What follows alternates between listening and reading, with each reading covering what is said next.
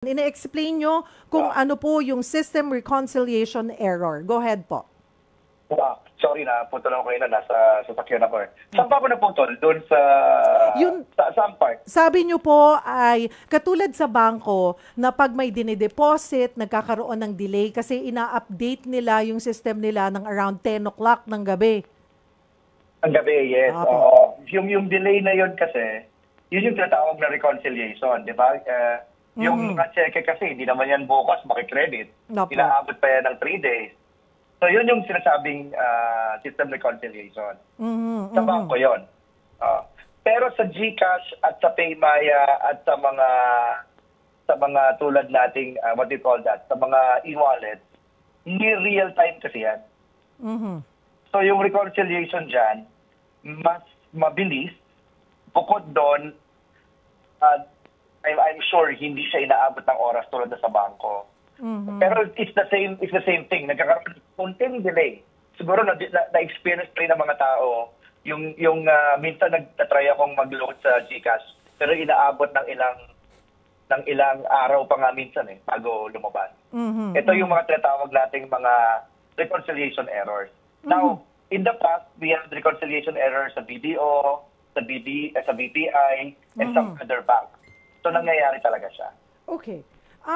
Pero, ito po, yung pag-deposit, I'm not sure, hindi ko po alam kasi yung buong storya, baka po sa DICT ay nakakuha na po kayo ng mga statement nitong mga nagrereklamo, ang sa kanila, without doing anything, nawalan sila ng pera. Yes. Yun din yung tanong namin sa GCash. What happened was, nagkaroon daw ng reconciliation error sa isang system nila, which is yung send to many. Ako, honestly, Cheryl, hindi ko nga alam na may send to many pala ang GCash. So, yun daw yung naapektuhan. Ang nangyari is, in the case of Pokwang, for example, nagkaroon ng multiple transactions na one is to many. And sabi nila, na ibalik naman daw nila within 24 hours, lahat ng nangyaring ito dahil na-trace nila kung paano nangyari yung error. Let me reiterate, Cheryl, that we are still waiting for the technical report. These are just conversations and interviews that we did with GCash. All right. Hindi pa din tapos ang investigasyon tungkol dito. Okay. So, hindi pa rin po inaalis na posible pong may involved na hackers? Yes, Cheryl.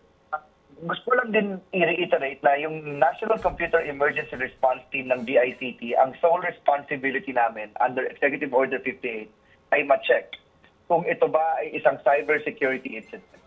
Kasi kung ito ay cybersecurity incident, kailangan natin i-inform lahat ng financial sectors at lahat ng mga financial instruments regarding the attack that happened. So yun yung consumer-related, kay Bangko Sentral yun.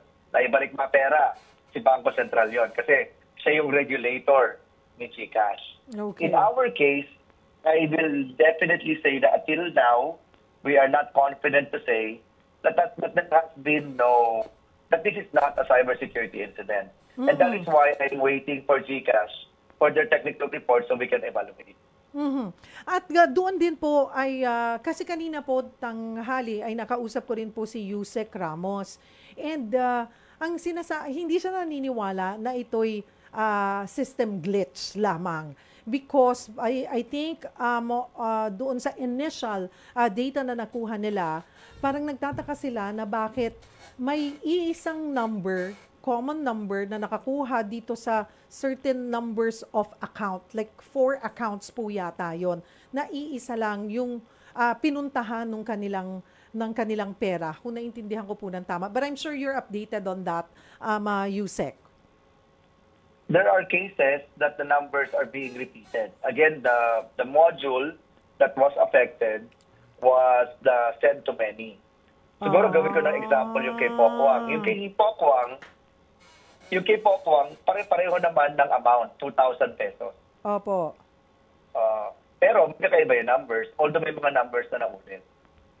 Para sa ibang cases, merong mga nag-similar numbers. Yun siguro yung sinasabi ni Yusek Ramos. Ramos. Opo. But I think it is until now premature to say na it is a attack or it is a breach. Kasi since Sunday, our team sa National Computer Emergency Response Team had been tracking down all our leads, kasama na yung dark web.